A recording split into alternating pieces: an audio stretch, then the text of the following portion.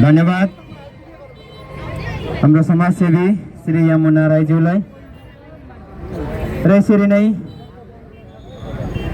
मन्तव्यकै क्रममा आज अलिक समय मिलाएर बोल्दिनु हुनु पनि म अनुरोध गर्दछु र हामीले जुन सोचेर भोट दिएर पठाएको थियौं तर त्यसको ठिक्क विपरीत भयो भन्ने आम नेपाली नागरिकको बुझाइमा परिसकेको छ। त्यसैले गर्दा नयाँ सरकारले नयाँ रणनीति ल्याएर नयाँ प्रविधिको युगमा प्रवेश गराउँछ भन्ने हुटुटी थियो, तर गरिब जनताको घर भत्काउने हुटुटी मात्रै जागिरहेको देखिन्छ।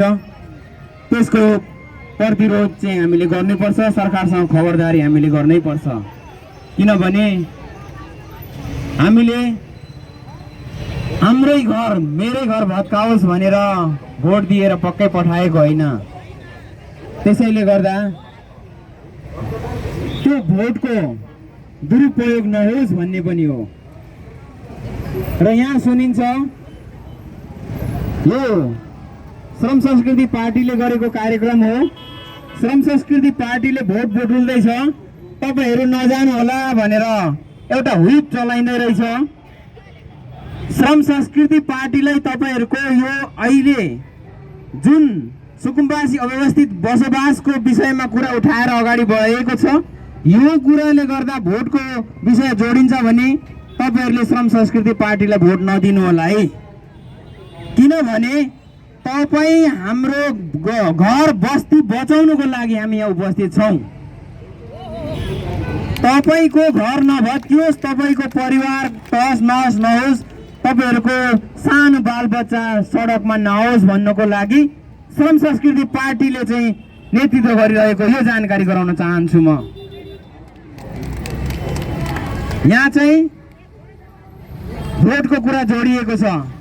तपाईहरु त्यस्तै भोटकै नेतृत्व गर्दै झुटो भोटको झुटो आश्वासन दिएर जनतालाई भोट बटुलेर जानुहुने पार्टीहरुले अहिले पनि झुटै कुरा सुनाउँदै हुनुहुन्छ।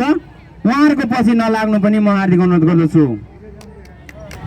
किनभने उहाँहरुले त भनिहाल्नु भएको छ नि, गरिबको चमेली कोही छैन रोइदिने भन्ने, कोही चाहिँ गरिबको बस्तीमा डोजर चल्यो भने सबैभन्दा अगाडि म डोजरको अगाडि छाती थाप्छु भन्ने मै भन्दै जाने।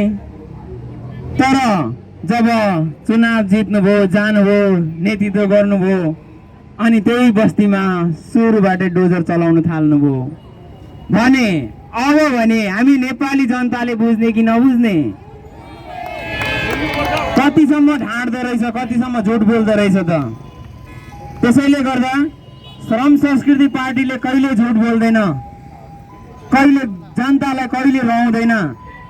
जनताको नेपाली जनताको आँखाबाट आँसु पुछ्नको लागि जन्मिएको पार्टी श्रम संस्कृति पार्टी हो। त्यसैले गर्दा तपाईहरुलाई जुन बोलेको वचन पक्का हुनेछ र गलत बोल्नु पनि बोल्दैन, यो पनि म यहाँबाट घोषणा गर्न चाहन्छु।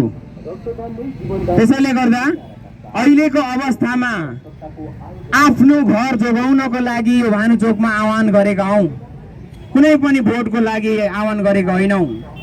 म मिडिया मार्फत पनि भन्न चाहन्छु, श्रम संस्कृति पार्टीले भोट संकलन गरेको होइन, तपाईहरुको घर जोगाउनको लागि नेतृत्व मात्रै गरेको, अगाडि सरेको, संयोजक भएर अगाडि काम गरेको मात्रै हो।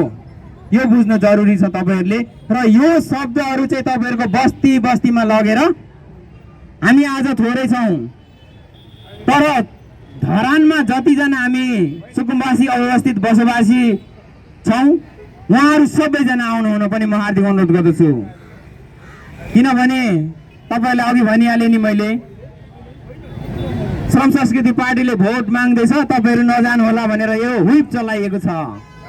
यो झुटो आश्वासनमा तपाईहरु नबस्दिनु होला। भोलि तपाईहरुको घर लड्दै गर्दाखेरि हामीलाई थाहा नहुन सक्ला र हाम्रो ठाउँमा घर लड्दै गर्दाखेरि तपाईहरुलाई थाहा नहुन सक्ला। एक्लैले हामी केही पनि गर्न सक्दैनौं। हामी गाउँ समाज नगर उपमहानगर महानगर भएर नै यसरी नै हामी सङ्गठित भएर जानको लागि म 77 जिल्लामै आह्वान गर्दछु।